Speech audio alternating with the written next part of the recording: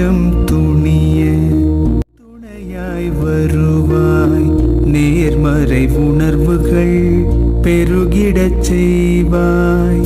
உடலில் உறுதியை பெரிதாய் தருவாய். உனை உணரும் அறிவை என்னுள்ளருள்வாய். சுற்றமனைத்தும் காப்பவனே, செய்தொழிலில் ஏற்றம் தருபவனே, எடுத்த செயலில் வெற்றி கொடு, என் ஆற்றல் பெருகிட அருளை கொடு.